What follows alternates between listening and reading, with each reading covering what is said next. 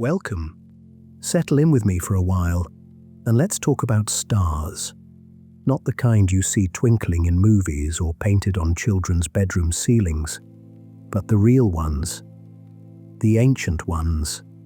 The ones that have been burning for billions of years, long before humans walked the Earth, long before Earth itself existed, long before even the distant memory of humanity's first thoughts.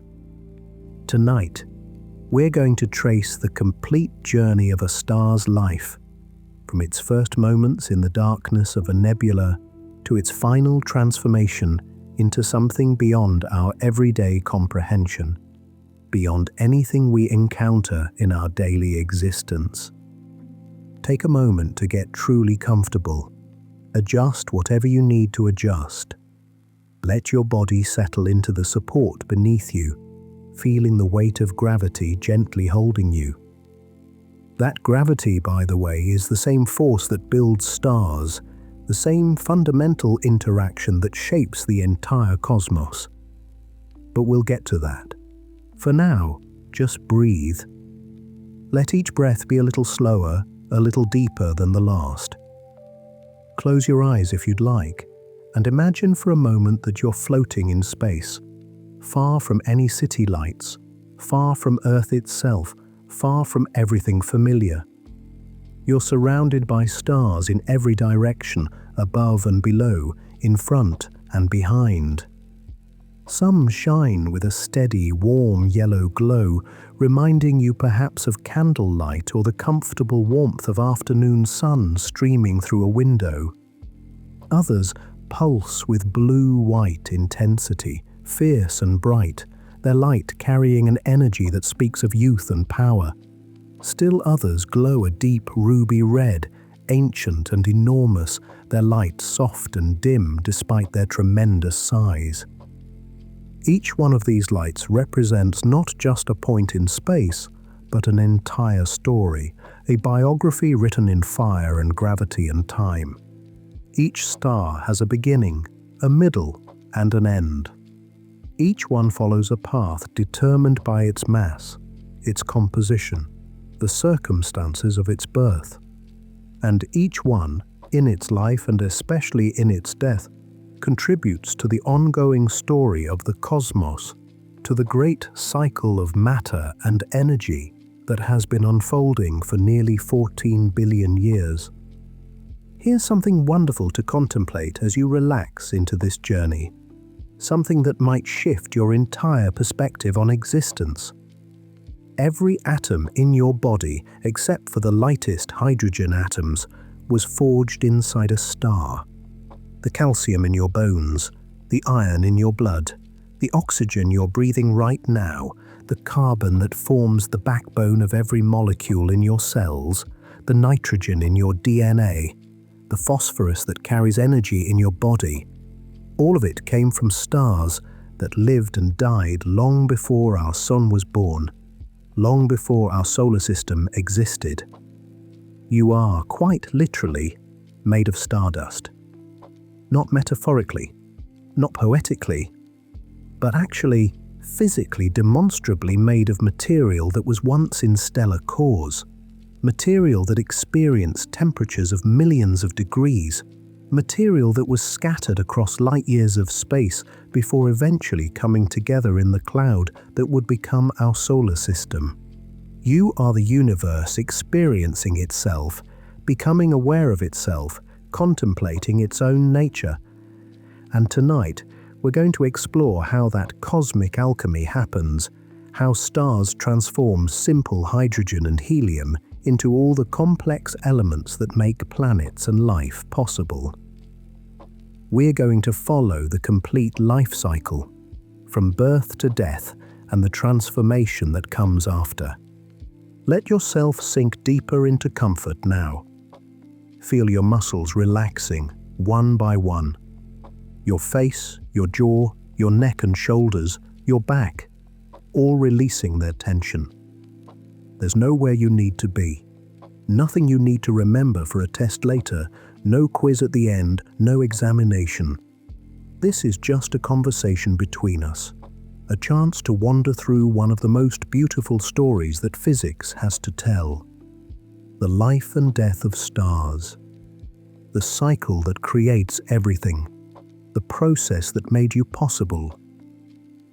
Take a slow breath with me now. In through your nose, feeling your lungs expand, feeling the oxygen molecules entering your body, oxygen that was made in a star billions of years ago.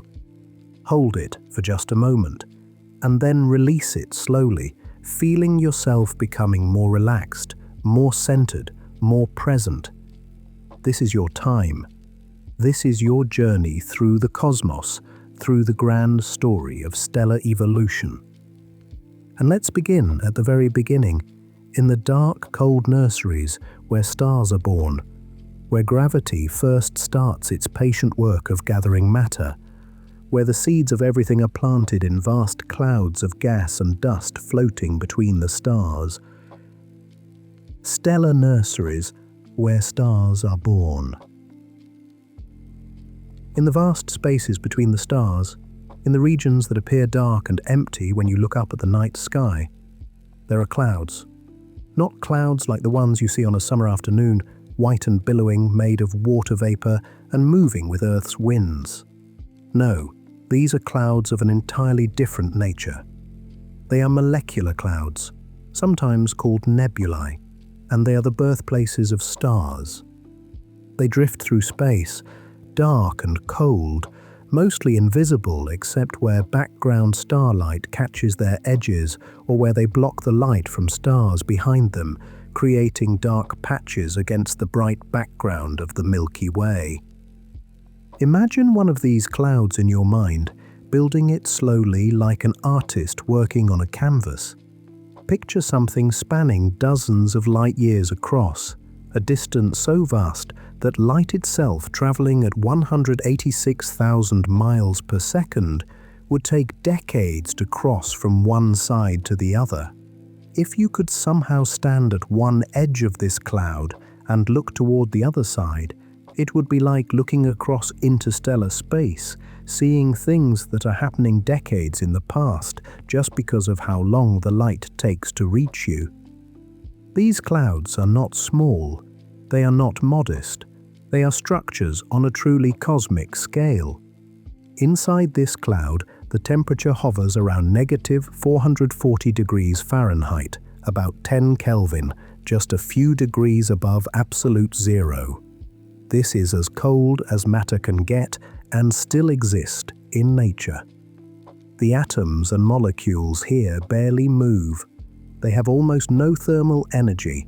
It's as close to nothing as something can be, and still exist, still be real, still be part of the physical universe. The density is incredibly low, with maybe a few hundred or a few thousand atoms per cubic centimeter, depending on where you are in the cloud. For comparison, the air you're breathing right now, the atmosphere around you, has about 1 billion trillion atoms in that same space. These clouds are, by any normal standard, by any comparison to what we experience on Earth, very nearly a perfect vacuum, and yet paradoxically they contain everything. They hold the seeds of stars, the raw materials from which suns will be built. And yet, these clouds contain everything needed to build stars, to create new suns, to ignite nuclear fusion and light up the darkness. They hold hydrogen and helium, the simplest elements, the primordial elements created in the Big Bang itself 13.8 billion years ago, when the universe was hot and dense and expanding rapidly. They contain dust, tiny grains of silicates and carbon, debris from stars that died long ago, eons ago, stars that went through their entire life cycles and scattered their remains into space. Each dust grain is small, perhaps 1/10 of a micron across, smaller than a bacterium, smaller than anything you can see with your naked eye. But there are trillions upon trillions of them, enough to make the cloud dark and opaque, enough to block visible light while allowing longer wavelengths to pass through. In the darkness of these clouds, where the temperature is so low and the density so thin that you might think nothing could happen, molecules form. Simple ones at first. Hydrogen molecules, H2, each one consisting of 2 hydrogen atoms bound together by the sharing of electrons, the simplest molecular bond in the universe. But also more complex molecules. Carbon monoxide, which on Earth is a poisonous gas, but here is just another molecular species, a carbon atom bonded to an oxygen atom. Water, H2O, frozen into tiny ice crystals coating dust grains. Ammonia, NH3, the same chemical you might use for cleaning, but here forming in the cold depths of space. Methanol, CH3OH, a simple alcohol. Even in some cases, organic compounds, molecules containing carbon chains, the building blocks of life itself forming in the void before any planet exists. These clouds are not uniform. They're not smooth and featureless. They have structure, complexity, variation. They have density variations, knots and filaments, regions where the gas is thicker and other regions where it's thinner. If you could see these clouds in infrared light, which can penetrate the dust, you'd see intricate patterns, fractal-like structures, tendrils and streams and dense cores. Some regions are denser than others, and here's where the story really begins, where the transformation from cloud to star takes its first tentative steps. In the densest parts of these clouds, where the gas has accumulated through random motions or through collisions with other clouds or through the shock waves from nearby supernovae, gravity starts to win. Slowly, imperceptibly at first, over timescales of thousands or hundreds of thousands of years, atoms begin to drift together. Each atom, each molecule, feels the gravitational attraction of all the others. Individually, these forces are tiny, almost negligible.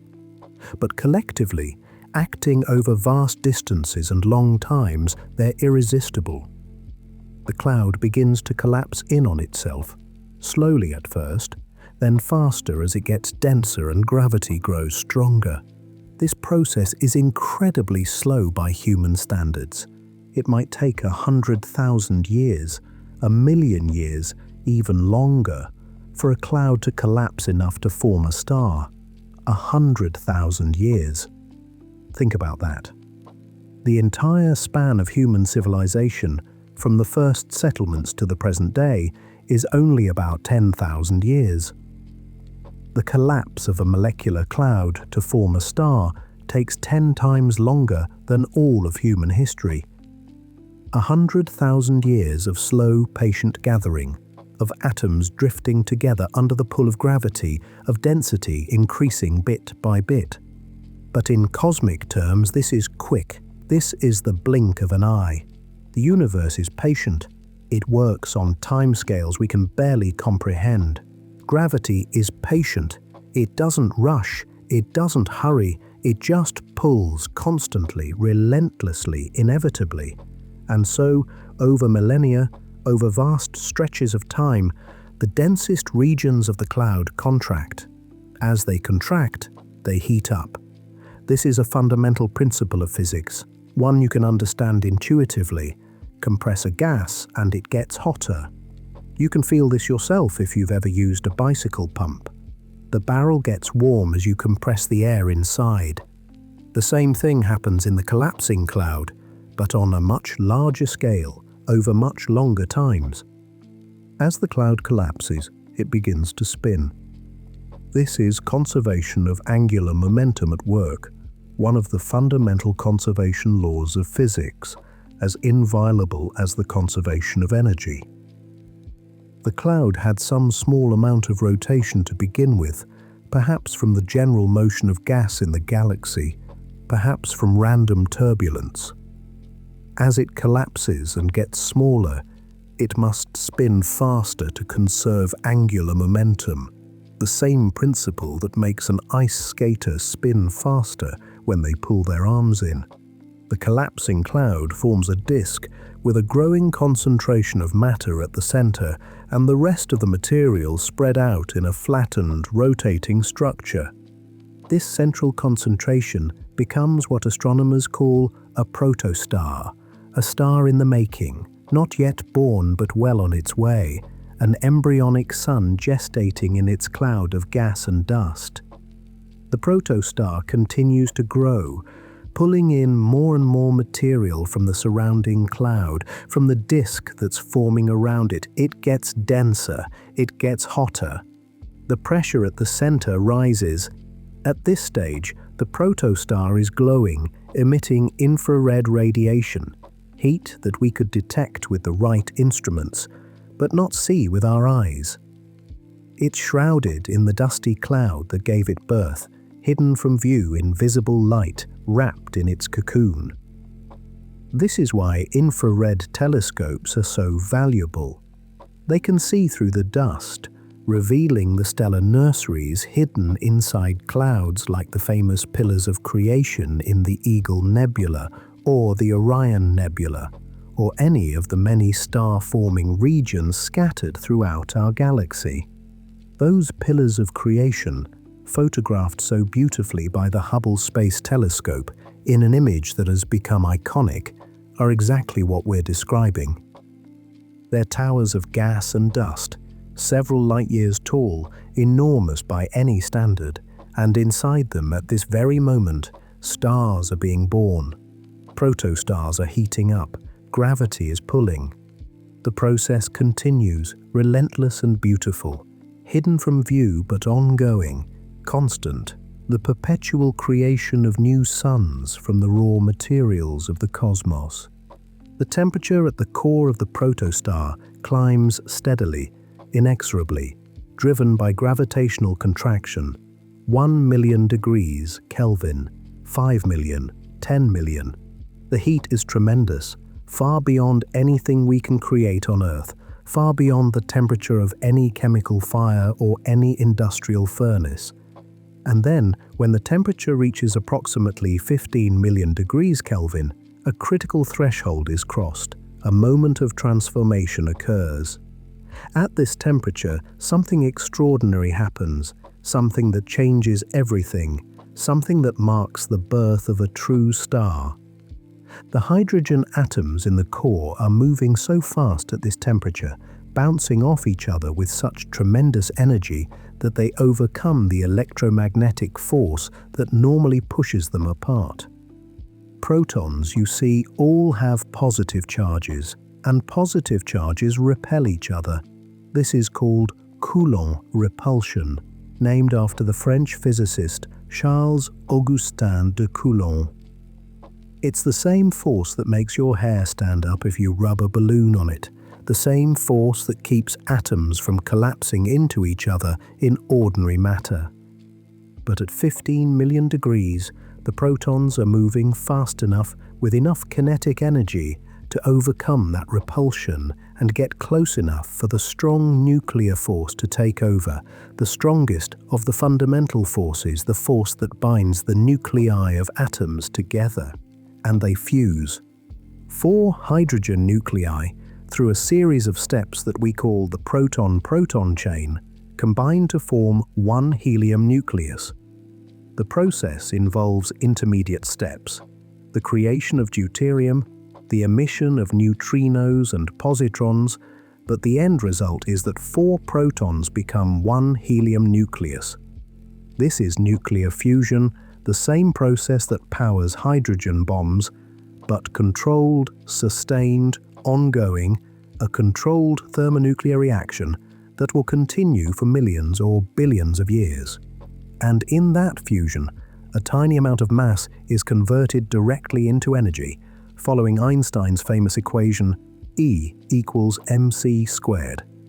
That tiny amount of mass, less than 1% of the total mass of the hydrogen, multiplied by the speed of light squared, produces an enormous amount of energy. The moment fusion begins really begins in a sustained way. The protostar becomes a star. It starts to shine, not just with infrared radiation from its heat, but with visible light, with the full spectrum of electromagnetic radiation.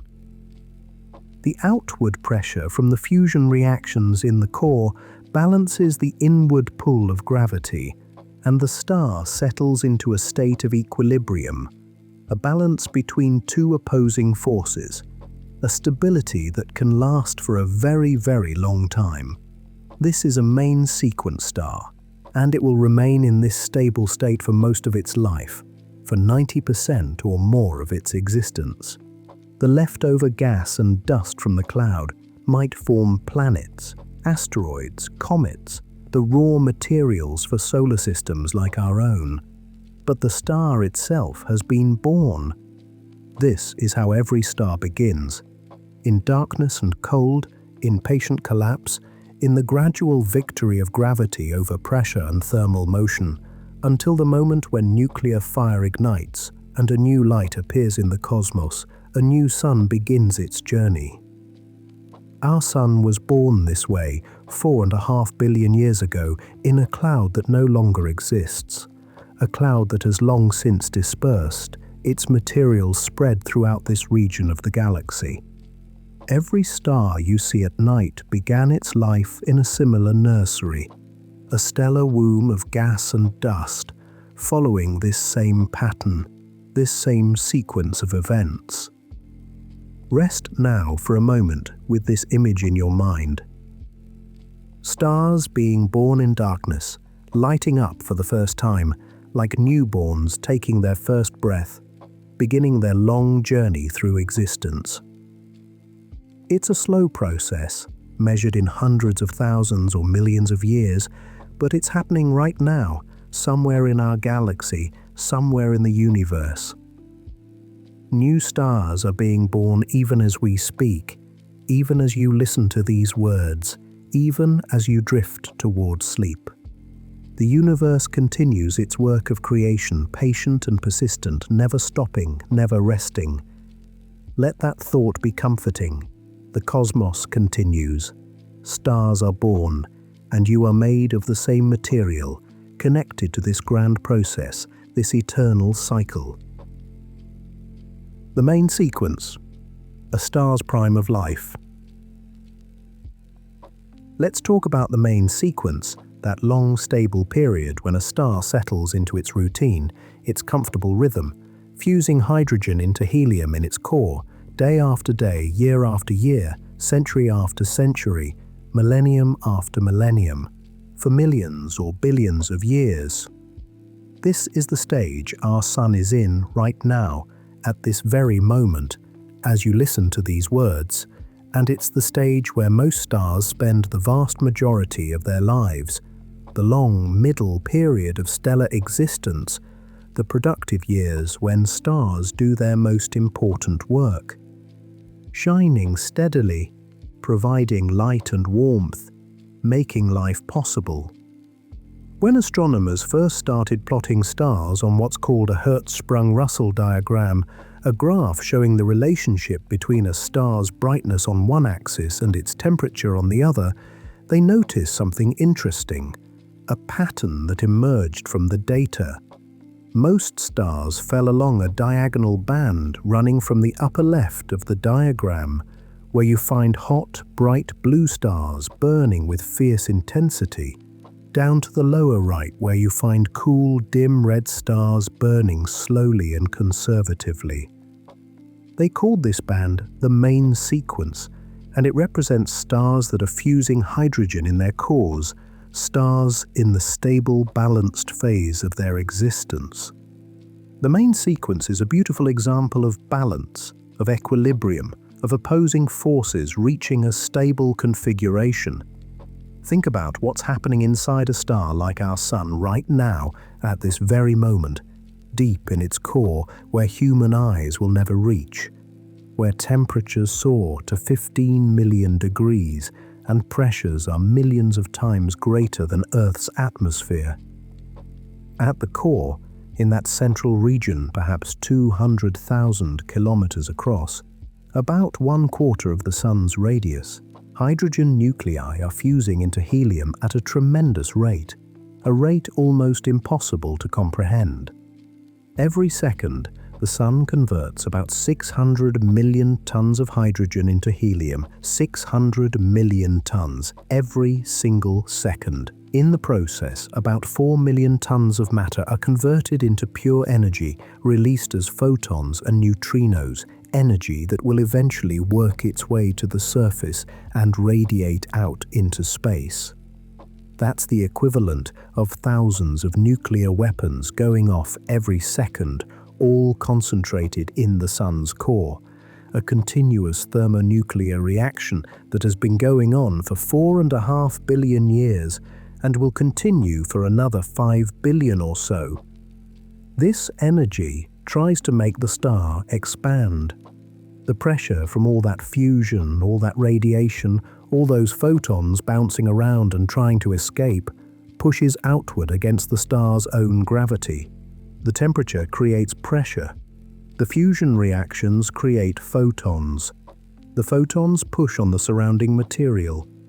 Meanwhile, the star's mass, which for the Sun is about 330,000 times the mass of Earth, is constantly trying to pull everything inward, to collapse the star down into the smallest possible space, to crush it under its own weight. The main sequence stage is when these two forces, the outward pressure from fusion and the inward pull of gravity, are perfectly balanced, exquisitely matched. The star is in hydrostatic equilibrium, a stable state that can last for a very long time, a state that's rare in the universe, where most things are either falling together or flying apart. How long this equilibrium lasts depends entirely on the star's mass. This is one of the most important principles in stellar evolution, perhaps the single most important principle. A star's mass determines almost everything about its life, about its nature, about its fate. Its temperature, its brightness, its color, how long it will live, and how it will die. More massive stars burn hotter and brighter, but they also burn through their fuel much faster, much more profligately. It seems counterintuitive at first. You'd think a star with more fuel would last longer. It makes sense in everyday terms. A car with a bigger gas tank can drive farther. But no, not with stars. The more massive a star is, the more gravitational pressure there is in its core. The hotter the core gets, the faster the fusion reactions proceed, and the shorter the star's lifetime. Consider our Sun. It's a medium-sized star, what astronomers would call a G-type main sequence star, or a yellow dwarf, though calling it a dwarf seems unfair given that it's over 100 times the diameter of Earth. It contains enough hydrogen to keep fusing for about 10 billion years in total. It's currently about 4.5 billion years old, roughly middle-aged, having converted about half of its core hydrogen into helium. It will stay on the main sequence for another 5 billion years or so, steadily converting hydrogen to helium, shining with a consistent, stable light, reliable as clockwork, the steady heartbeat of our solar system. Now consider a star with 10 times the mass of the Sun. You might think it would last 10 times longer, or at least several times longer, having 10 times more fuel to burn. But the opposite is true. That star will only remain on the main sequence for perhaps 20 million years. 20 million years compared to 10 billion years. That's 500 times shorter. The increased gravitational pressure in its core makes the fusion reactions proceed so much faster, so much more vigorously, that it burns through its hydrogen in just a tiny fraction of the time. The relationship isn't linear. It's highly non-linear. The lifetime goes roughly as the inverse cube of the mass. Double the mass, and you divide the lifetime by 8. Triple the mass, and you divide the lifetime by 27. The brightest, most massive stars we know, stars with 50 or 100 times the Sun's mass, massive blue supergiants like Eta Carinae or R13601 might only live for a few million years. 3 million, 5 million, maybe 10 million years at most. They burn brilliantly and they burn fast, consuming their hydrogen at a prodigious rate, shining with the luminosity of millions of suns visible across vast distances. But their candles burn out quickly. By the standards of stars, they're mayflies, here and gone in cosmic eye blink. On the other end of the scale, far down at the bottom of the main sequence, consider a red dwarf, a star with only 10 or 20% of the Sun's mass, a small, cool, dim star glowing with a faint red light. These little stars burn so slowly, so conservatively, fusing their hydrogen at such a leisurely pace that they can remain on the main sequence for hundreds of billions of years, even trillions of years. A trillion years. The universe is only about 14 billion years old right now, which means that every red dwarf ever born, every single one that has ever existed, is still on the main sequence. Not a single one has had time to die yet. They just keep burning, slowly and steadily, outliving everything else in the cosmos, the tortoises of the stellar world. This is the main sequence. This is the stable phase, the long middle period of a star's life, the time when it's doing its job, converting mass into energy, shining steadily, providing the light and heat that make planets habitable. 90% of all stars are main sequence stars at any given time, simply because stars spend 90% of their lives in this stage. It's by far the longest, most stable period of stellar existence. The fusion in the core releases energy, tremendous amounts of energy, and that energy works its way outward through the star. This takes time, a long time. In the Sun, energy is transported by radiation in the inner regions, where photons bounce from atom to atom, being absorbed and re-emitted millions of times, taking a random walk outward. A single photon might take 170,000 years to work its way from the core to the surface, bouncing around in the Sun's interior, gradually working outward. In the outer regions, energy is transported by convection, with great bubbles of hot plasma rising from below and cooler plasma sinking, like the motion in a pot of boiling water, only on a stellar scale, with convection cells thousands of kilometers across. Eventually, after this long journey, that energy reaches the surface, what astronomers call the photosphere, the visible surface of the Sun, and radiates away into space as light and heat. The light that left the Sun 8.5 minutes ago is touching your face now, warming you, allowing you to see, carrying energy that began its journey in the Sun's core hundreds of thousands of years ago. Every photon of sunlight has taken that journey, from the core where it was created in a fusion reaction, through the radiative zone, through the convective zone, finally emerging from the photosphere and racing across space at the speed of light. The main sequence is stability. It's reliability. It's the long productive middle period when a star does its most important work, shining steadily, providing light and heat, making planets habitable, giving life a chance to develop and flourish.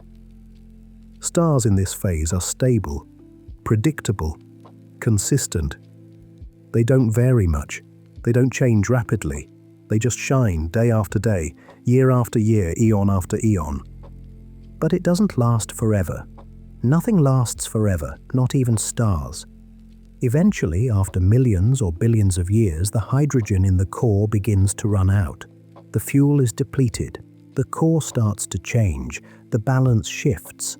And the star begins the next phase of its evolution, leaving the main sequence behind, moving on to something new, something different, something that depends crucially on how massive the star is.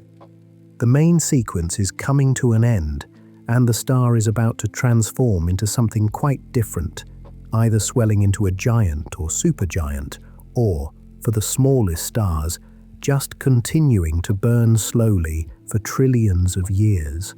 But for now, take a moment to appreciate this stage, this long period of stability. The reliability, the patience, the steady fusion that keeps stars shining. Our Sun has been in this stage for 4.5 billion years, providing the steady light that allowed life to develop and flourish on Earth, that allowed evolution to proceed from single-celled organisms to complex multicellular life to consciousness itself. It will continue for billions of years more. There is time. There is always time on cosmic scales. Let yourself relax into that thought, into the vast stretches of time, into the patience of stars, into the steady rhythm of fusion that powers the universe. The red giant phase, expansion and change. Something is happening in the core of our aging star. After millions or billions of years of steadily fusing hydrogen into helium, the hydrogen in the central core has finally been exhausted. The very center of the star is now mostly helium, the ash of hydrogen fusion. And helium, at the temperatures present in the core of a main sequence star, cannot fuse. It just sits there, inert, unable to contribute to the star's energy production. Without fusion occurring in the core, there's no longer an outward pressure to balance gravity. The core begins to contract. As it contracts, it heats up, following that same principle we discussed earlier. Compress a gas and it gets hotter. The temperature rises in a shell of hydrogen just outside the helium core, and in this shell, hydrogen fusion begins.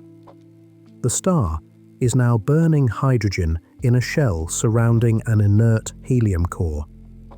This shell burning actually produces more energy than the core hydrogen burning did during the main sequence phase.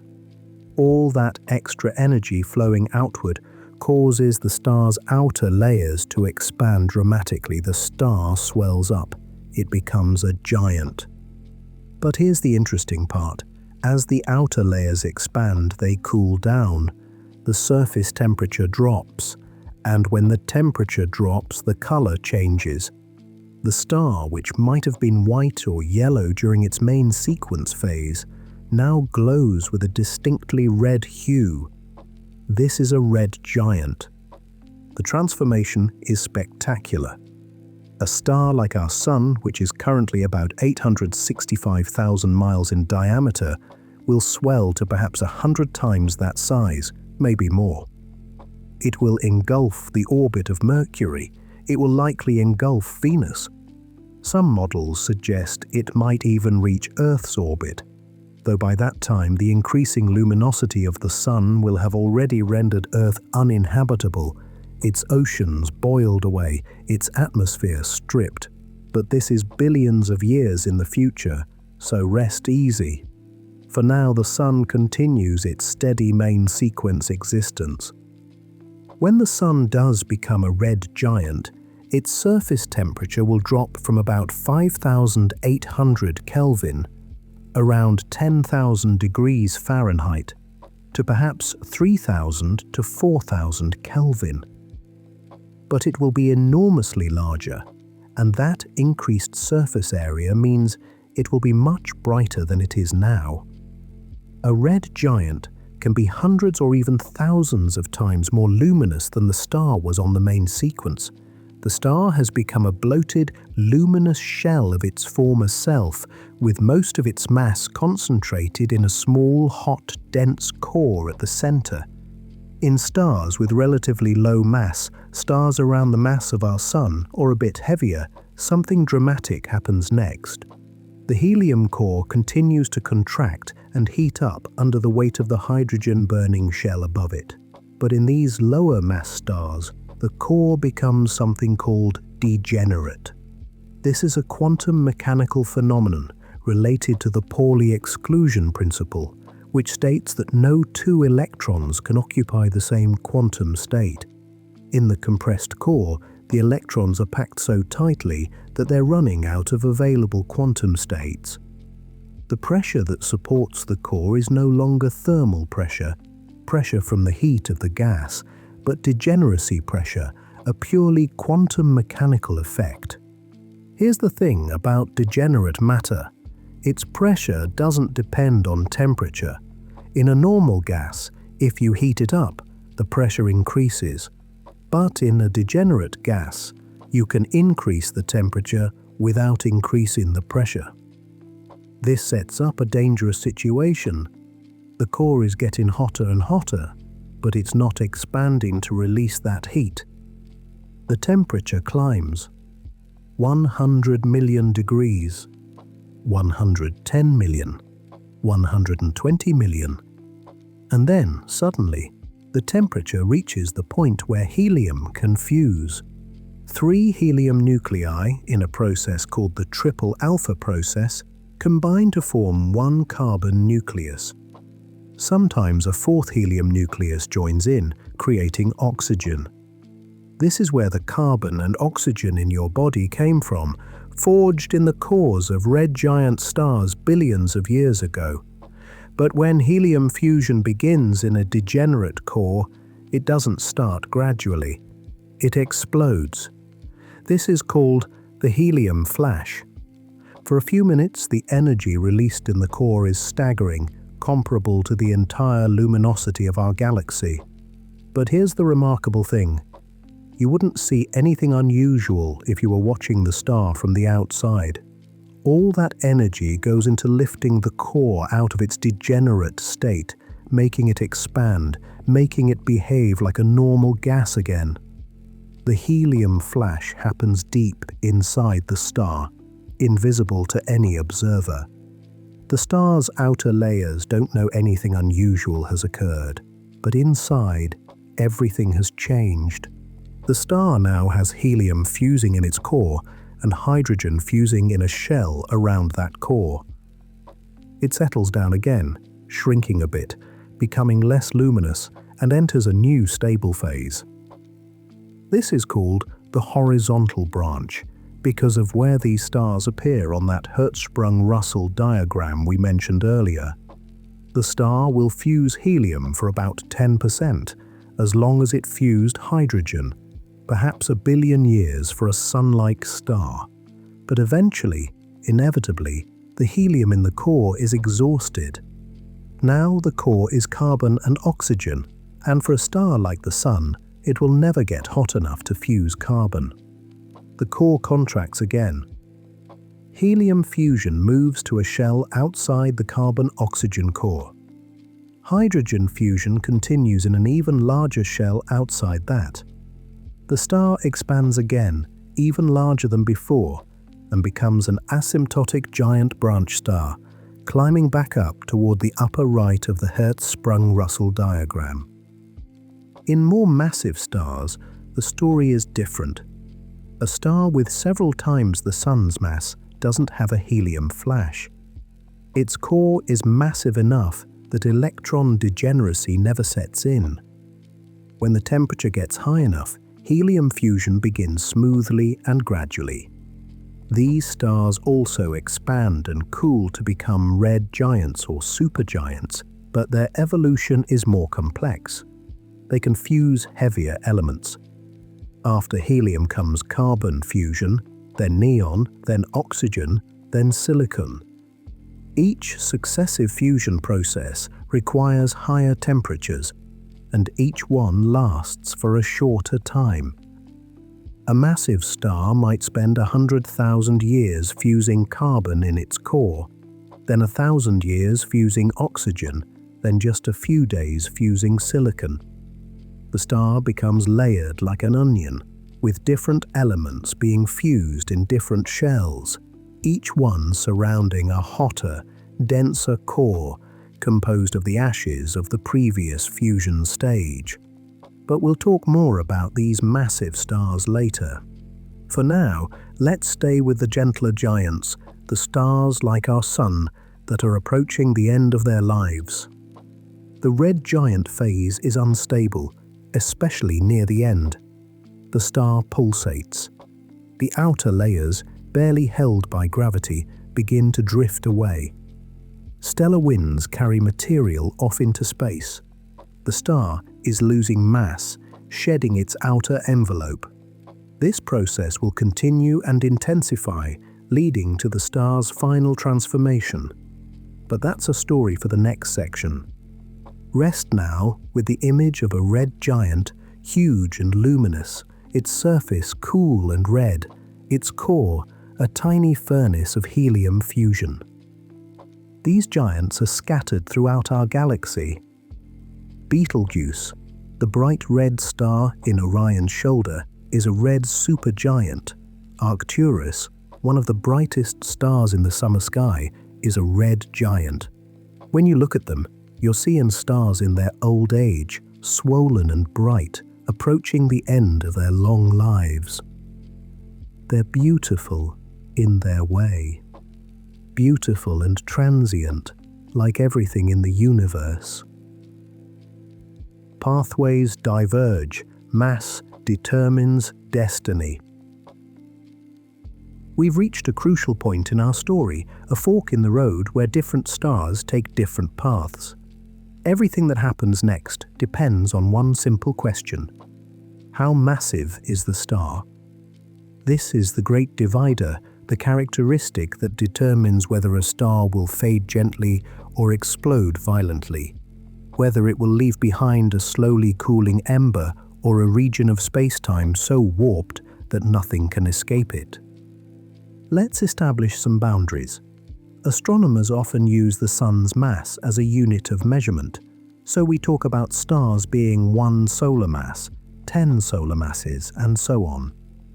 1 solar mass is about 2 times 10 to the 30th power kilograms, an unimaginably large number. To put it in perspective, you could fit about 330,000 Earths worth of material into the Sun. For stars with masses below about 8 solar masses, which includes our Sun and the vast majority of stars in the universe, the future is relatively gentle. These stars will become red giants, they'll fuse helium into carbon and oxygen, and then they'll run out of fuel. Their cores will never get hot enough to fuse carbon into heavier elements. When the fuel runs out, these stars will shed their outer layers and leave behind a white dwarf, a compact stellar remnant about the size of Earth, but with roughly the mass of the Sun. We'll explore that process in detail in the next section. For stars with masses between about 8 and 25 solar masses, things are more dramatic. These stars can fuse carbon, oxygen, neon, magnesium, silicon, and eventually produce iron in their cores. But when they do, they face a problem.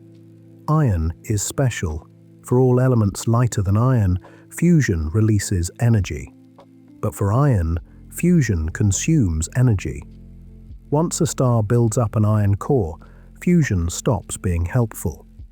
The core can no longer support itself through fusion.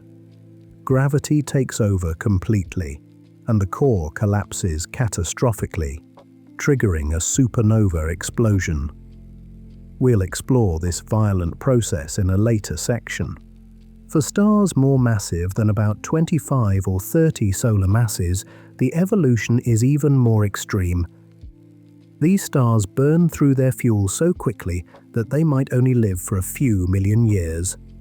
They produce intense stellar winds that blow away much of their outer layers. When they finally collapse, they might explode as supernovae. But they might also collapse directly into black holes without a visible explosion. The exact details are still being worked out by astronomers, as these events are rare and difficult to observe. There's a critical mass limit that comes up repeatedly in stellar evolution, and it's worth understanding. It's called the Chandrasekhar limit, named after the Indian-American astrophysicist Subramanian Chandrasekhar. who calculated it in the 1930s.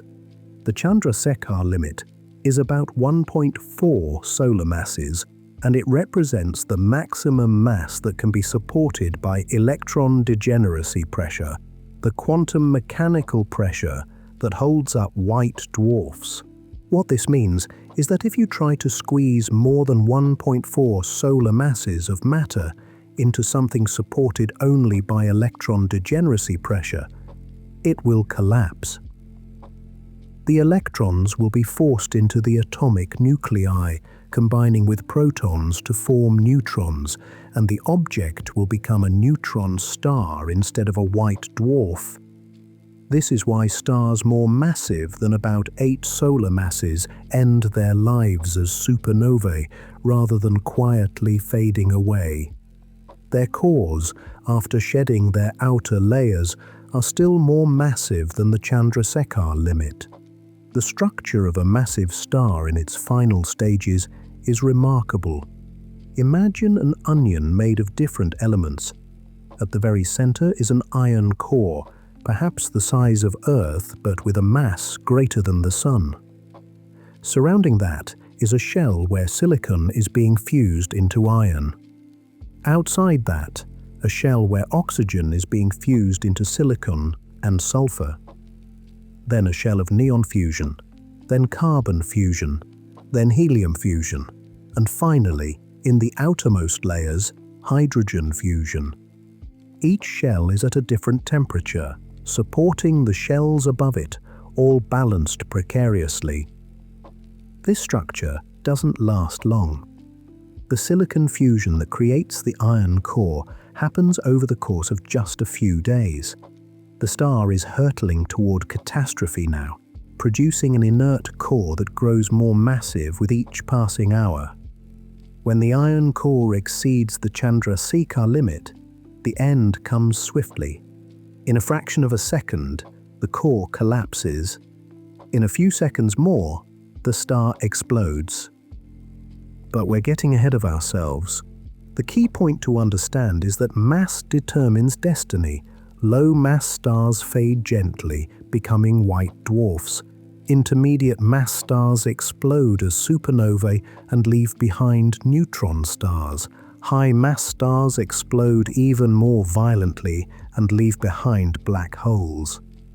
The universe has created a spectrum of endpoints for stellar evolution, each one strange and wonderful in its own way. And here's something profound to consider as you drift towards sleep. All of these stellar remnants are still out there, scattered throughout the galaxy. White dwarfs, billions of them, slowly cooling in the darkness. Neutron stars, spinning rapidly, their surfaces harder than diamond. Black holes, warping space-time itself, invisible except for their effects on nearby matter. The galaxy is a graveyard of stars, filled with the remnants of all the stars that have lived and died over the past 13 billion years.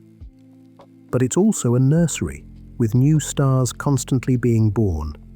Death and birth, occurring simultaneously, the great cosmic cycle that creates everything we see. Let that thought settle over you like a blanket. The cycle continues. Stars are born, stars live, stars die.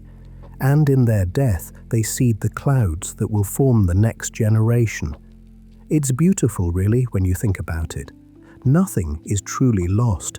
Everything is transformed. Planetary nebulae and white dwarfs, the gentle goodbye. Let's follow the path of a star like our Sun through its final stages.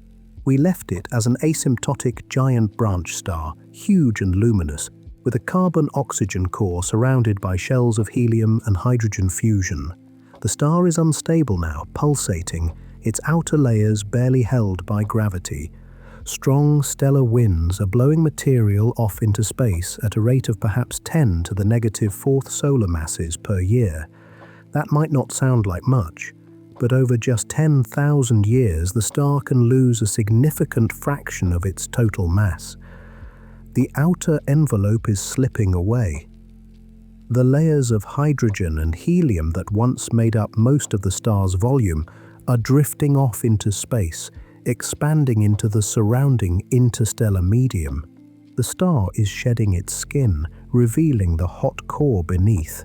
And then, relatively suddenly, the outer layers are gone entirely. What remains is the core, exposed to space, incredibly hot, perhaps 100,000 degrees Kelvin at its surface, still radiating tremendous amounts of energy even though fusion has stopped. This exposed core is a white dwarf, and it's one of the strangest objects in the universe. Imagine taking the mass of the Sun, or at least a substantial fraction of it, and compressing it down into a sphere about the size of Earth. The density is staggering. A teaspoon of white dwarf material would weigh several tons on Earth. The atoms are crushed together so tightly that they no longer exist as distinct entities. The electrons have been stripped away from their nuclei, and the matter has become degenerate. But the white dwarf is not a solid object in any conventional sense. It's incredibly hot inside, still radiating the thermal energy left over from its stellar life. Over time, very slowly, it will cool. There's no fusion happening anymore, no internal energy source. The white dwarf is simply radiating away its heat into the vacuum of space, like a hot iron slowly cooling after being unplugged. Now here's where something beautiful happens. The white dwarf, while it's still very hot, bathes the surrounding space in intense ultraviolet radiation. This UV light shines outward, and it encounters the gas that the star shed when it was an asymptotic giant branch star. That gas is still nearby, still expanding away from the star, and when the UV light hits it, it causes the gas to fluoresce. The hydrogen in the gas absorbs the UV photons and re-emits them as visible light, creating a glowing shell around the white dwarf. This glowing shell is what we call a planetary nebula. The name is a historical accident. When these objects were first discovered through small telescopes in the 18th century, they appeared as fuzzy, disc-shaped objects, a bit like planets. The name stuck, even though we now know they have nothing to do with planets. They are the glowing ghosts of dead stars, shells of gas lit from within by the cooling embers of stellar cores. Planetary nebulae are among the most beautiful objects in the night sky. The Hubble Space Telescope has captured stunning images of them. The Ring Nebula in the constellation Lyra, visible through a small telescope in the summer. The Helix Nebula in Aquarius, so large it spans an area greater than the full moon. The Cat's Eye Nebula, with its intricate, layered structure. Each one is unique, shaped by the complex interactions of stellar winds, magnetic fields, and the binary companions that many stars possess. The colors in these nebulae tell us about the elements present. Hydrogen glows red when it's excited by UV light. Oxygen glows green, which is why many planetary nebulae have a greenish tint. Nitrogen glows red. Sulfur glows red. By analyzing the spectrum of light from a planetary nebula, astronomers can determine its composition, and what they find is enrichment. These nebulae contain carbon and oxygen created through helium fusion in the star's red giant phase. They contain nitrogen enhanced through the CNO cycle. They are, in a sense, the star's final gift to the universe, returning enriched material to the interstellar medium. But planetary nebulae don't last long, at least not on cosmic timescales.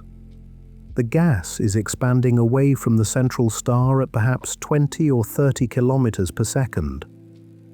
After a few tens of thousands of years, the nebula has expanded so much that it fades from view, its gas dispersed into the surrounding space. The white dwarf remains, still cooling, but no longer illuminating a visible nebula. The white dwarf itself will persist for a very, very long time. With no internal energy source, its only fate is to radiate away its heat energy. But this process is slow. A newly formed white dwarf might have a surface temperature of 100,000 Kelvin. After a billion years, it might have cooled to 10,000 Kelvin. After 10 billion years, it might be down to 5,000 Kelvin, about the temperature of the Sun's surface. The cooling slows down as the temperature decreases because the rate at which an object radiates heat depends on the fourth power of its temperature. Eventually, after an unimaginably long time, longer than the current age of the universe, the white dwarf will cool to the temperature of the cosmic background, about 3 degrees above absolute zero. At that point, it will no longer emit any light at all. It will become what astronomers call a black dwarf, a dark, inert lump of carbon and oxygen, a stellar remnant that has finally reached thermodynamic equilibrium with the universe. But here's the thing. The universe isn't old enough yet for black dwarfs to exist. Even the oldest white dwarfs, those formed from the first generation of low-mass stars to reach the end of their lives, are still warm, still glowing faintly. Every white dwarf in the universe is still in the process of cooling. It will take trillions of years for the first black dwarfs to form, and by then, the universe will be a very different, much darker place. Our Sun will follow this path. About 5 billion years from now, it will swell into a red giant, fuse helium in its core for about 1 billion years, and then shed its outer layers as a planetary nebula. The core will contract to become a white dwarf, about the size of Earth, composed mostly of carbon and oxygen, slowly cooling in the darkness of space. This will happen. The timeline is certain, even if the details are still being refined by astronomers. And when our Sun becomes a white dwarf, it will join billions of others scattered throughout the galaxy. White dwarfs are incredibly common, but they're also incredibly faint, so we can only see the nearest ones. About 6% of all the stars we can see in our region of the galaxy are white dwarfs, stellar embers cooling in the night. Each one is the remnant of a star that once shone brightly, that once fused hydrogen in its core, that once perhaps had planets orbiting it. It's a gentle end, all things considered. No explosion, no violence, just a slow fade into darkness. The star returns most of its material to the interstellar medium and leaves behind a compact, stable remnant that will persist essentially forever. There's something peaceful about that, something final. The star has finished its work. It has shone for billions of years, and now it rests. Let that image settle into your mind. A white dwarf, Earth-sized, incredibly dense, cooling slowly in the vast darkness. No longer a star in any active sense, but a monument to a life spent burning hydrogen. Every white dwarf was once a star like our Sun, or smaller. Every one of them lit up a portion of the galaxy for billions of years, and now they rest, cooling, waiting for the end of time. Supernovae, the universe's most spectacular explosions.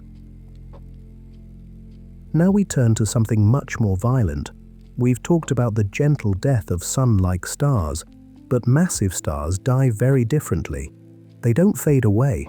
They explode, releasing more energy in a few seconds than the Sun will emit over its entire 10 billion year lifetime.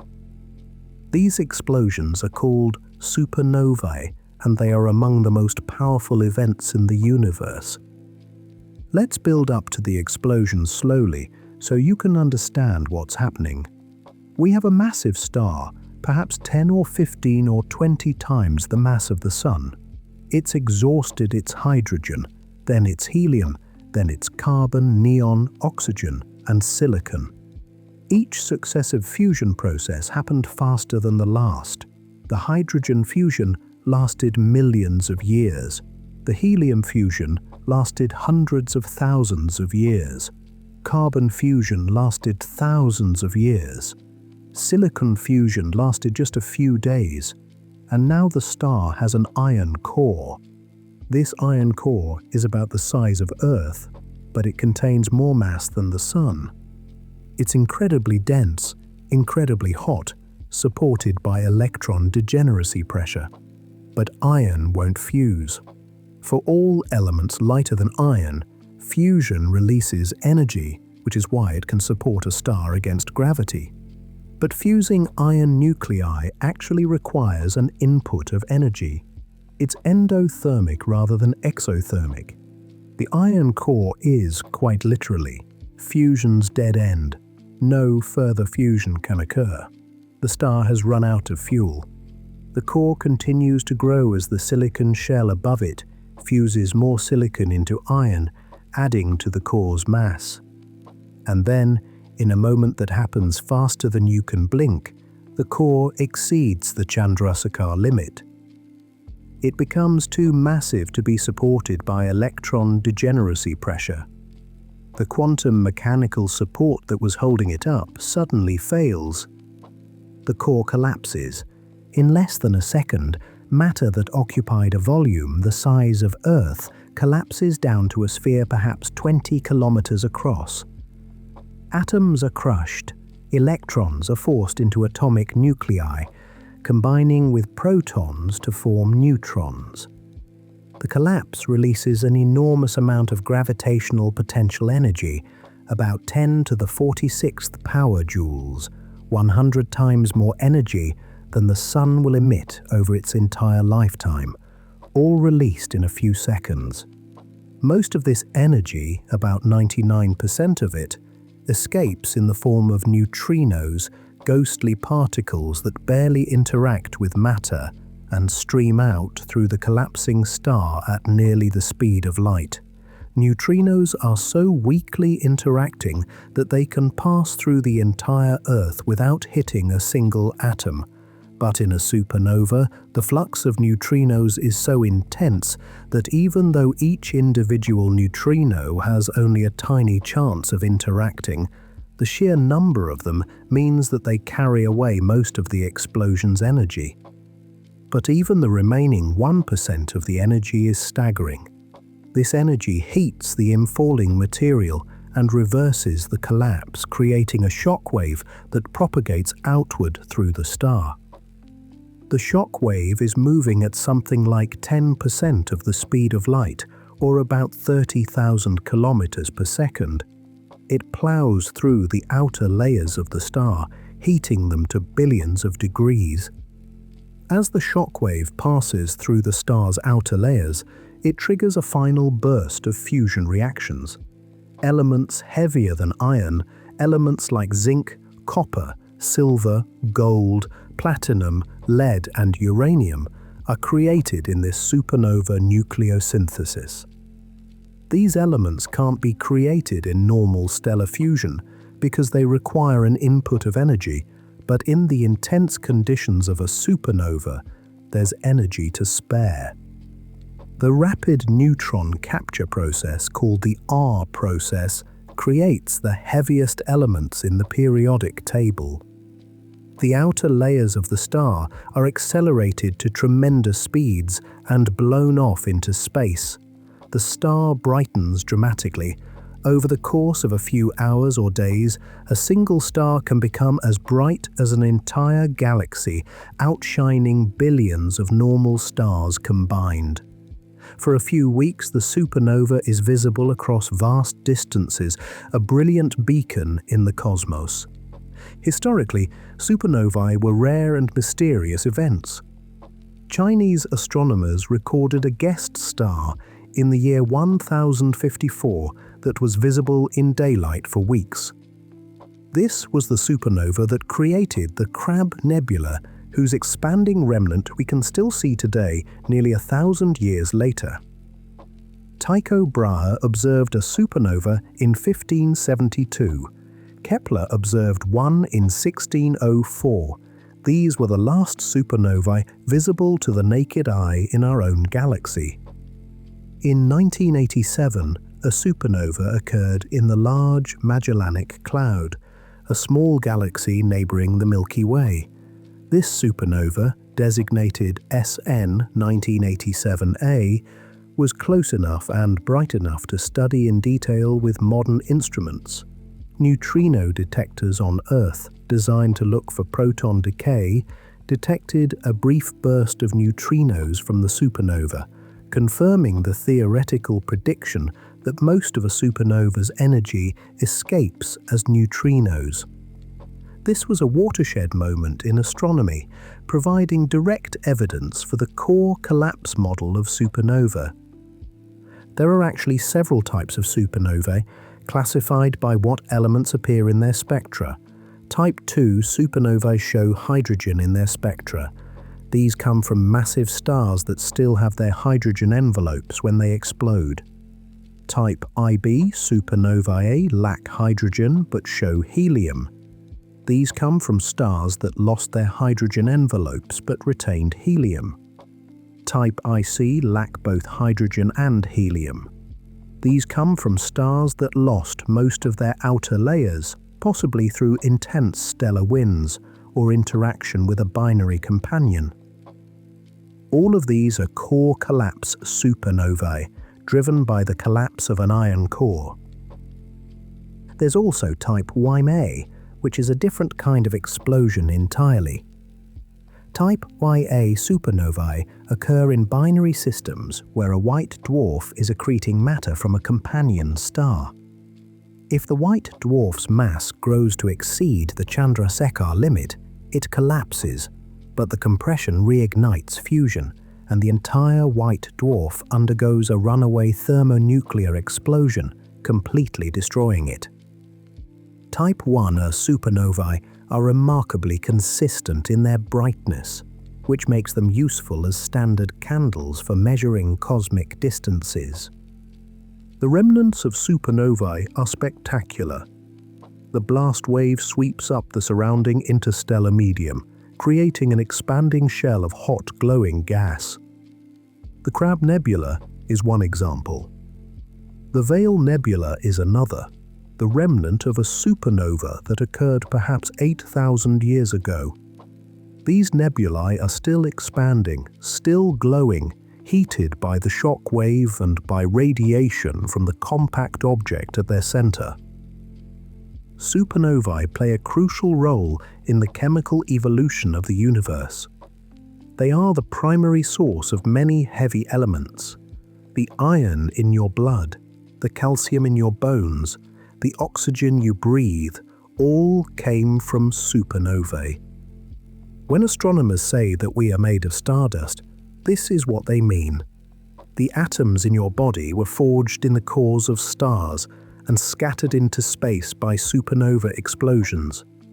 Those atoms drifted through space for billions of years, eventually becoming part of the molecular cloud that collapsed to form our solar system.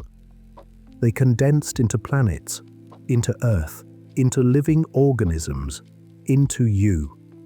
Every time a massive star explodes, it enriches the interstellar medium with heavy elements. The first stars in the universe, formed from the primordial hydrogen and helium created in the Big Bang, contained almost no heavy elements. When those stars exploded, they seeded the universe with carbon, oxygen, iron, and other elements. The next generation of stars formed from this enriched material, and the next, and the next. Each generation of stars adds more heavy elements, gradually increasing what astronomers call the metallicity of the universe.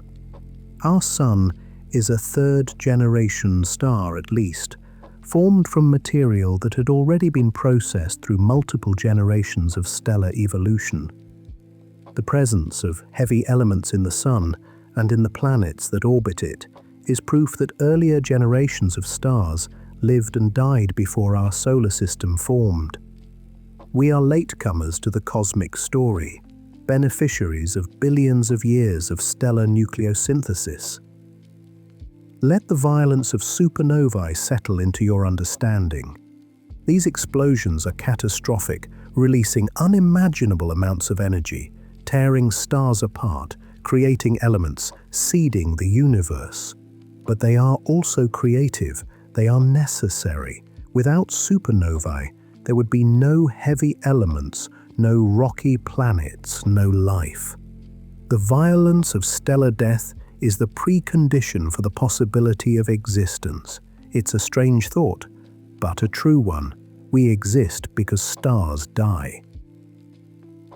Neutron stars, density beyond imagination. When the dust from a supernova explosion clears, when the expanding remnant has faded, what's left behind depends on the mass of the collapsing core. If the core's mass is between about 1.4 and 3 solar masses, the result is something called a neutron star. And neutron stars are among the strangest objects in the universe. Remember that during the core collapse, electrons are forced into atomic nuclei, combining with protons to form neutrons. The entire core becomes a sphere of neutrons, packed together at nuclear densities. Neutron stars are, in a sense, atomic nuclei the size of cities. They're about 20 kilometers in diameter, about the size of a large metropolitan area, but they contain more mass than the Sun. Let that sink in for a moment. An object the size of Manhattan, containing more mass than the entire Sun. The density is almost incomprehensible. A single teaspoon of neutron star material would weigh about 1 billion tons. A sugar cube of it would weigh as much as all of humanity combined. This is matter compressed to the point where atomic structure no longer exists, where the distinction between different types of atoms has been erased and everything has been crushed into a sea of neutrons.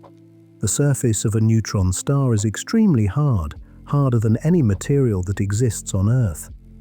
Scientists theorize it has a crust made of iron nuclei locked into a crystalline lattice, like a metal but with the nuclei packed together far more tightly than in any normal metal. Below the crust, the density increases. The neutrons are believed to be superfluid, flowing without any friction or viscosity. Deeper still, near the very center, the density is so extreme that we don't actually know what happens. The physics becomes uncertain. It's possible that quarks, the constituent particles of protons and neutrons, become deconfined and form a quark-gluon plasma.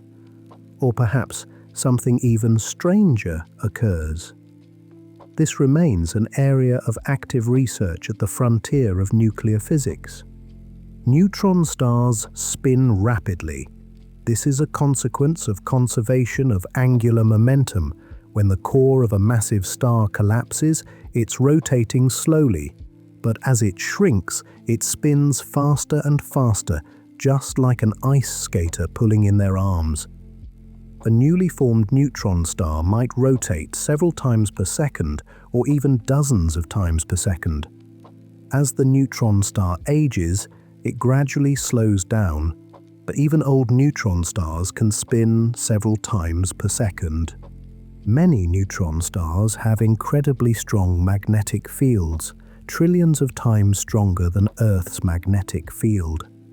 These magnetic fields, combined with the rapid rotation, can produce beams of radiation that sweep through space like a lighthouse beam. If one of these beams happens to point toward Earth, we detect a regular pulse of radio waves, X-rays, or gamma rays. These objects are called pulsars, and they were first discovered in 1967 by Jocelyn Bell Burnell and her advisor, Anthony Hewish. The discovery of pulsars was initially puzzling. The signals were so regular, pulsing with a period of 1.337 seconds in the first case, that the astronomers jokingly wondered if they might be detecting signals from an extraterrestrial civilization. They even nicknamed the first pulsar LGM1 for Little Green Men. But as more pulsars were discovered, each with a different period, it became clear that these were natural objects, and the lighthouse model of rotating neutron stars was developed to explain them. The Crab pulsar, located in the Crab Nebula, the remnant of the supernova observed in 1054, rotates about 30 times per second. It's one of the youngest pulsars we know, and it's still slowing down measurably. The energy lost as the pulsar slows down goes into accelerating particles in the surrounding nebula, making the Crab Nebula glow in visible light, X-rays and gamma rays. Some neutron stars are even more extreme. Magnetas are neutron stars with magnetic fields 1,000 times stronger than typical neutron stars, so powerful that they can distort the shapes of atoms. Magnetars occasionally produce giant flares, sudden releases of energy in the form of X-rays and gamma rays that can briefly outshine the entire rest of the galaxy in high-energy radiation. One such flare in 2004 from a magnetar located 50,000 light-years away was bright enough to affect Earth's ionosphere and disrupt radio communications. Neutron stars can also exist in binary systems, and when they do, interesting things can happen. If a neutron star has a companion star, it can pull material off the companion onto itself. This material spirals down onto the neutron star, heating up and emitting X-rays. These are called X-ray binaries, and they're among the brightest X-ray sources in the sky. If two neutron stars orbit each other, they gradually spiral inward, losing energy to gravitational waves, ripples in space-time predicted by Einstein's general theory of relativity. Eventually, after millions or billions of years, the two neutron stars collide and merge. The collision produces a brief but intense burst of gravitational waves, which can be detected by instruments like LIGO. The collision also produces a burst of gamma rays and creates heavy elements through rapid neutron capture, possibly accounting for much of the gold, platinum, and uranium in the universe. The first neutron-star merger was observed by LIGO in August 2017, a watershed moment in astronomy. Neutron stars are laboratories for extreme physics. They allow us to study matter at densities that can't be reproduced on Earth, magnetic fields stronger than any we can create, gravity so strong that it significantly warps space-time. They're also incredibly stable. A neutron star, once formed, will persist essentially forever, slowly cooling and slowing down, but never collapsing further, held up by neutron degeneracy pressure, a quantum mechanical effect similar to the electron degeneracy pressure that supports white dwarfs, but capable of withstanding much greater gravitational forces. Imagine one for a moment. A sphere 20 kilometers across, spinning perhaps 100 times per second, with a magnetic field so strong it would be lethal at a distance of thousands of kilometers. Its surface a solid crust of iron nuclei, glowing faintly with the heat left over from its formation. This is what remains after a massive star explodes. This is the monument to a stellar life, compressed and transformed into something beyond our everyday experience. Rest now with this image. Neutron stars scattered throughout the galaxy, pulsing their radio beams into the void, spinning silently in the darkness. They are the densest objects in the universe, except for black holes. They are the last stable form of matter pushed to the very edge of what physics allows. And beyond that edge, there is one more step, one final transformation. the most extreme endpoint of stellar evolution: black holes. Black holes, where physics breaks down. If the core left behind after a supernova is massive enough, greater than about 3 solar masses, even neutron degeneracy pressure cannot halt the collapse. The star continues to contract, the density climbs higher and higher. The escape velocity, the speed needed to escape from the surface, approaches the speed of light. And then, at a certain critical radius, the escape velocity exceeds the speed of light. At that moment, the collapsing core crosses a threshold from which there is no return. It becomes a black hole.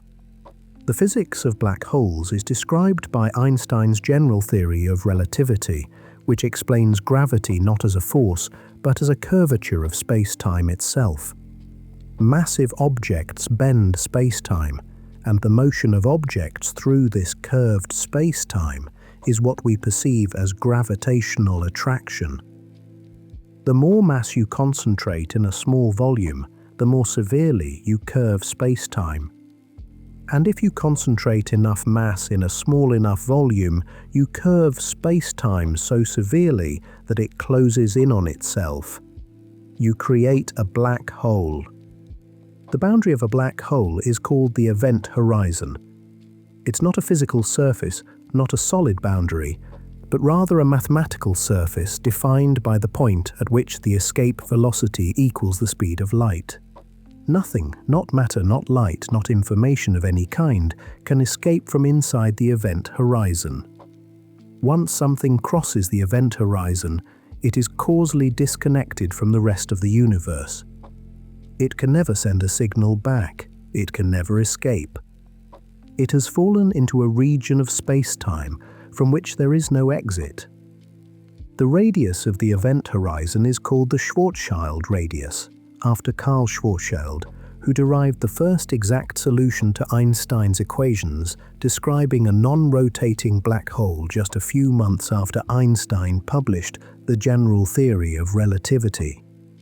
For a black hole with the mass of the Sun, the Schwarzschild radius is about 3 kilometers. For a black hole with 10 times the mass of the Sun, it's about 30 kilometers. The radius scales linearly with mass. At the very center of a black hole, at least according to classical general relativity, is the singularity, a point of infinite density and zero volume. All the mass of the black hole is concentrated at this point. The curvature of space-time becomes infinite. The laws of physics, as we currently understand them, break down. We simply don't know what happens at a singularity.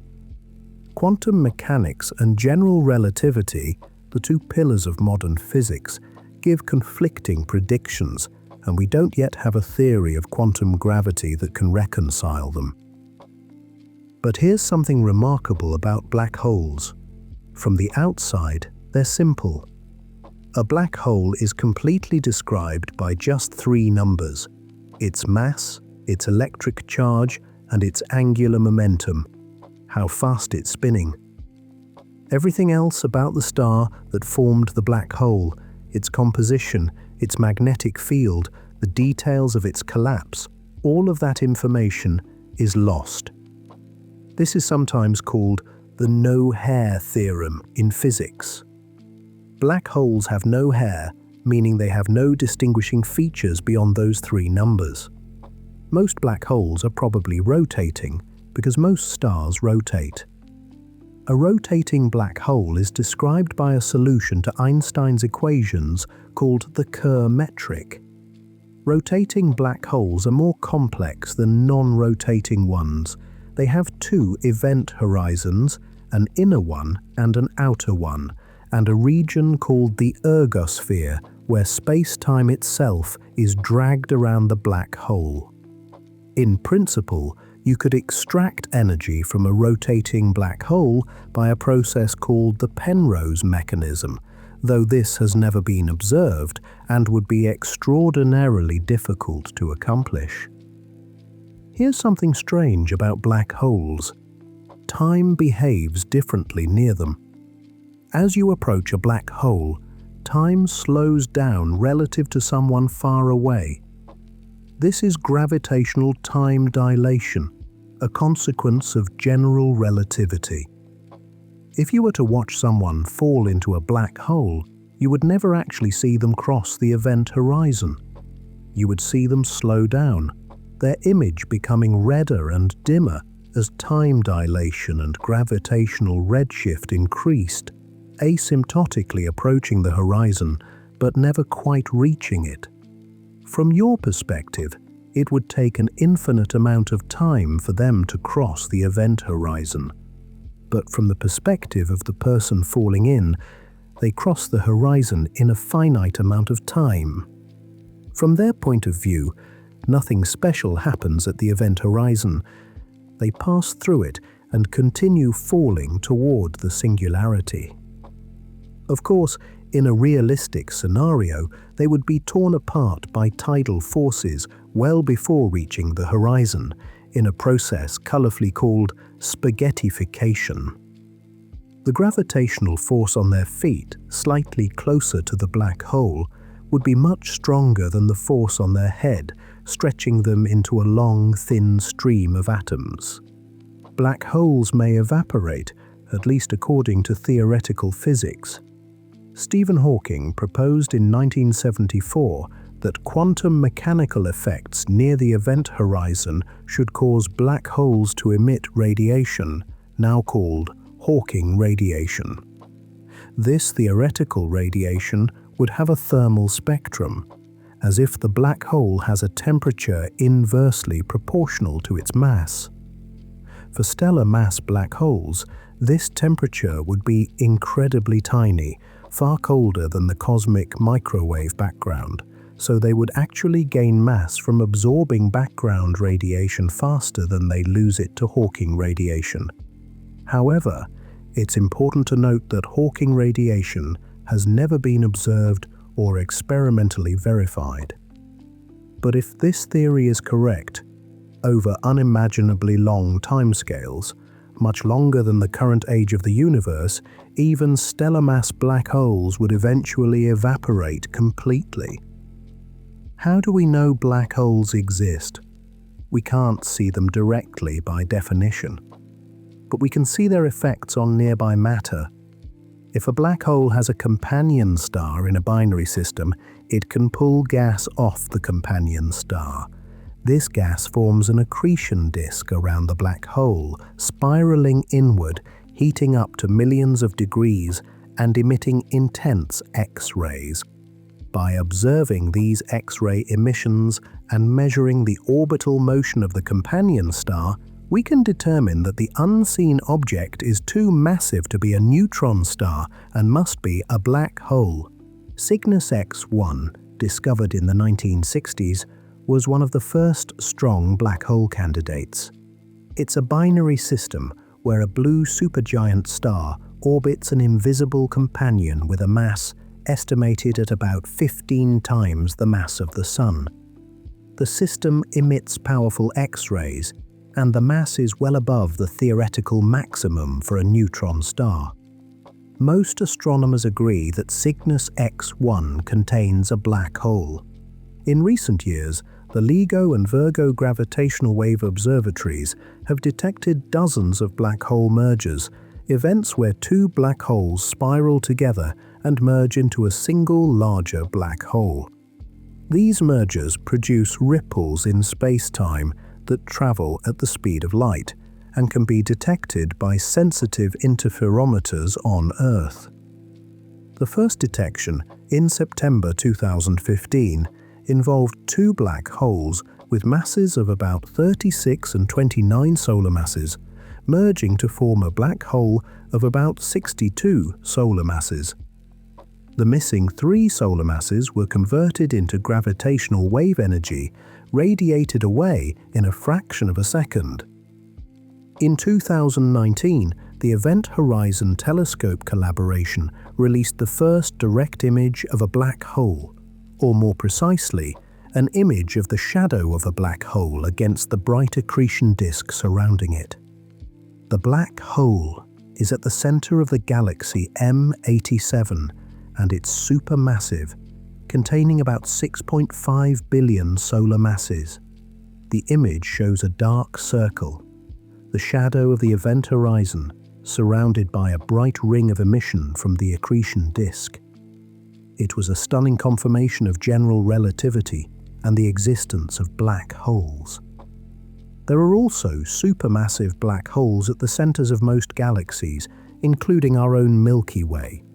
The black hole at the center of the Milky Way, called Sagittarius A star, has a mass of about 4 million solar masses. We can observe stars orbiting very close to it, and by tracking their motion, we can determine the mass of the black hole. The Event Horizon Telescope also imaged Sagittarius A star in 2022, showing the shadow of the black hole against its accretion disk. How supermassive black holes form is still not entirely clear. They might grow from stellar mass black holes that merge and accrete matter over billions of years, or they might form through the direct collapse of massive clouds of gas in the early universe. Or there might be some other mechanism we haven't thought of yet. This is an active area of research. Black holes represent the ultimate endpoint of stellar evolution for the most massive stars. They are regions of space-time so warped that not even light can escape. They are places where the laws of physics as we understand them break down. They are, in a sense, the universe's ultimate mystery, hiding their interiors forever behind an event horizon, revealing only the most basic information about themselves to the outside world. And yet, they're real. They exist. They form when massive stars die. They merge. They grow. They shape the evolution of galaxies. They are as much a part of the cosmic landscape as stars and planets. They are the final chapter in the story of the most massive stars, the transformation from burning fusion to silent gravity, from matter to pure space-time curvature. Let that thought drift through your mind as you relax. Black holes, scattered throughout the universe, invisible but influential, warping space-time, swallowing anything that comes too close, eternal monuments to the stars that once were. They are the end of the line, the final state, beyond which no further transformation is possible. And in their existence, they remind us that the universe is stranger and more wonderful than we ever imagined. The cosmic cycle. Death enables life. We've journeyed through the complete life cycle of stars now, from their birth in stellar nurseries to their death as white dwarfs, neutron stars, or black holes. But there's one more crucial piece of the story, one more connection to make. The cycle doesn't end with stellar death. In fact, death is not an ending at all. It's a transformation, a return, a gift to the universe that makes future star formation possible. When a star like our Sun becomes a red giant and sheds its outer layers as a planetary nebula, those layers contain elements that weren't there when the star was born. The nebula is enriched with carbon and oxygen created through helium fusion in the star's core. It contains nitrogen enhanced through the CNO cycle. These elements drift out into the interstellar medium, mixing with the hydrogen and helium that were there already. When a massive star explodes as a supernova, the enrichment is even more dramatic. The supernova ejects iron from the star's core, silicon and sulfur from the inner shells, oxygen and carbon from the outer shells. And the explosion itself, in those brief moments of incredible temperature and density, creates elements heavier than iron through rapid neutron capture. Gold, silver, platinum, lead, uranium, all the heaviest elements in the periodic table are forged in supernova explosions. This material, enriched with heavy elements, expands into space. It forms a supernova remnant, a glowing shell of gas expanding at thousands of kilometers per second. Over thousands or millions of years, the remnant cools and fades. The gas disperses, mixing with the surrounding interstellar medium, joining the molecular clouds from which new stars will eventually form. And here's the beautiful part. When the next generation of stars forms, they form from this enriched material. The molecular clouds that collapse to form new stars contain not just hydrogen and helium, but also carbon, oxygen, nitrogen, iron, and all the other elements created by previous generations of stars. These elements make up only about 2% of the total mass, but they're crucial.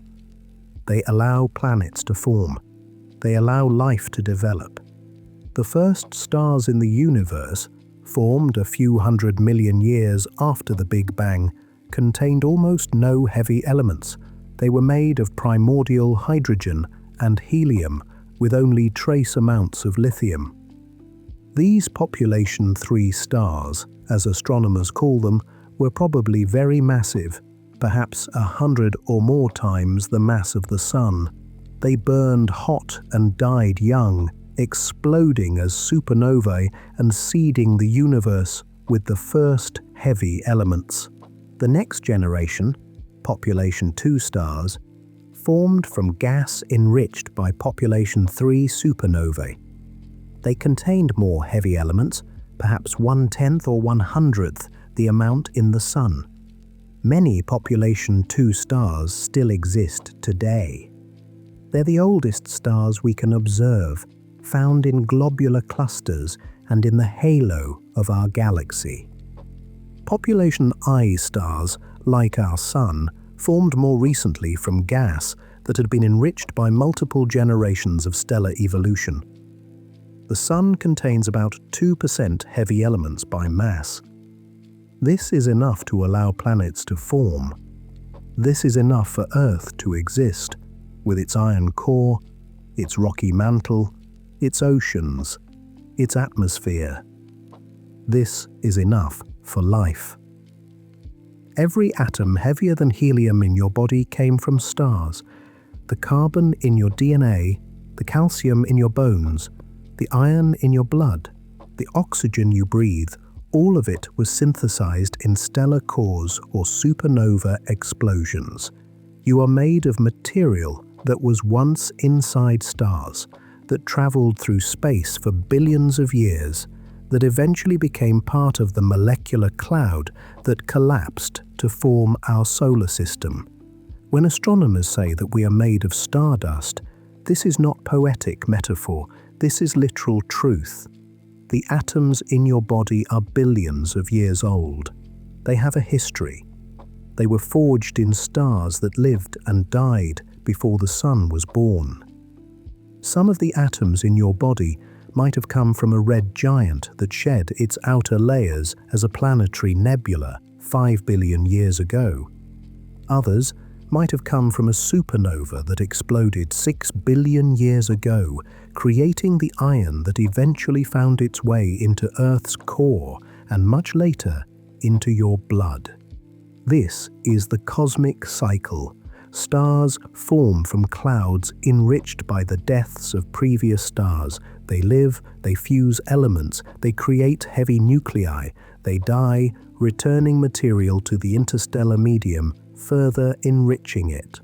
New stars form from this enriched material. The cycle continues, each generation building on the work of the previous one, gradually increasing the fraction of heavy elements in the universe. Our solar system is a latecomer to this cycle. The Sun is a third-generation star at least. The material from which it formed had already been through multiple cycles of stellar birth and death. This is why we have rocky planets. This is why Earth has an iron core. This is why life is possible. We are here because stars lived and died billions of years ago, because they created the elements we're made of. because they scattered those elements into space where they could eventually come together to form new stars, planets, and living beings. There's something profound about this, something that shifts your perspective on existence. You are not separate from the universe. You are not an observer looking at the cosmos from the outside. You are part of it. You are made of it. The atoms in your body have been on a journey spanning billions of years and billions of light years. They have been inside stars. They have traveled through the vacuum of space. They have witnessed the universe's history from the inside. And when you die, those atoms will continue their journey. They will return to the Earth, and eventually, over geological timescales, some of them might be carried off the planet by impacts or solar wind. They might drift through space, joining a molecular cloud, becoming part of a new star, continuing the cycle. Nothing is truly lost. Everything is transformed. The universe recycles its material endlessly, creating and destroying, building and rebuilding, transforming matter through nuclear fusion and gravitational collapse and chemical reactions into an endless variety of forms. Stars are the engines of this transformation. They are the alchemists, converting hydrogen into heavier elements, creating the periodic table one fusion reaction at a time. Without stars, the universe would contain only hydrogen and helium and a tiny bit of lithium. There would be no rocky planets, no complex chemistry, no life. Stars are the universe's way of creating complexity, of moving from simple to complex, from uniform to diverse. And the cycle continues. Even now, somewhere in our galaxy, a molecular cloud is collapsing, forming new stars. Even now, a massive star is exploding, scattering heavy elements into space.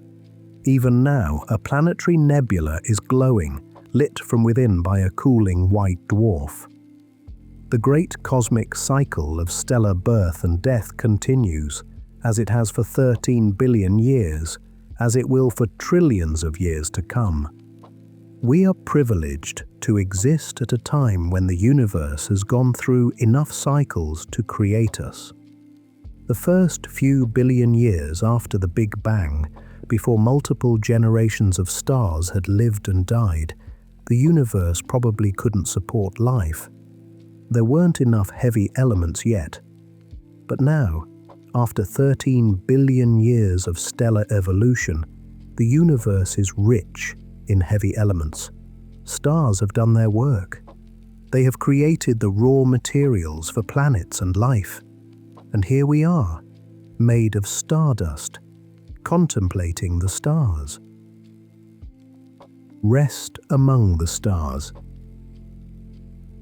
We've completed our journey now, tracing the life cycle of stars from their birth in dark molecular clouds to their final transformations into white dwarfs, neutron stars, or black holes.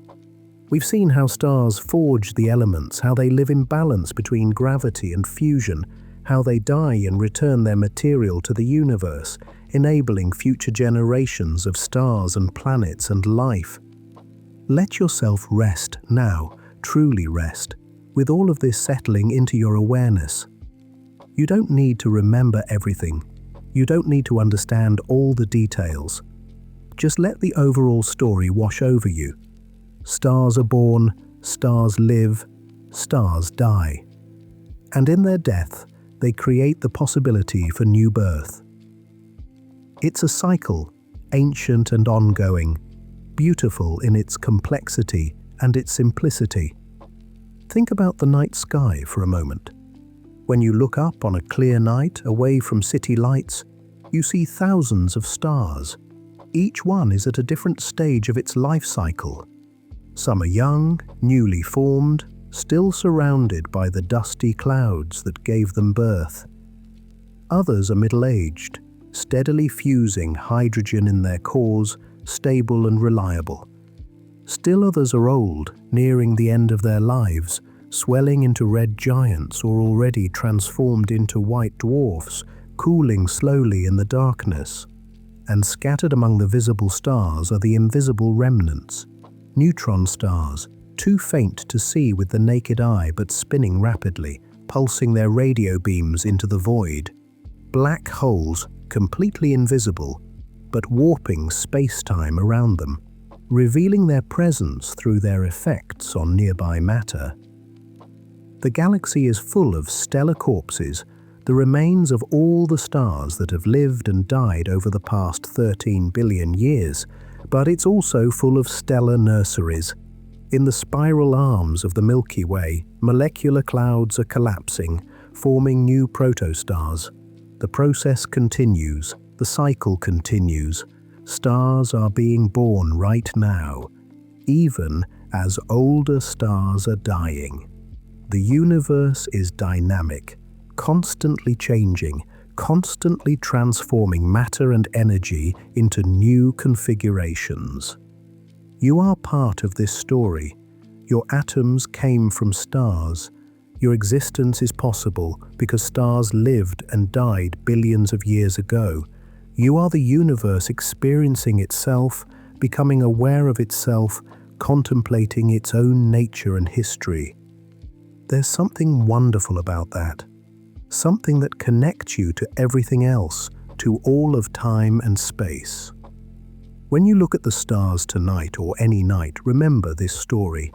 Remember that you're looking at objects spanning the entire life cycle of stellar evolution.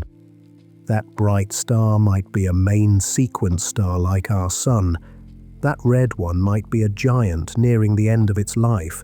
That faint one might be a white dwarf, a stellar remnant slowly cooling. You're seeing the universe's history written in light, a story billions of years old still unfolding.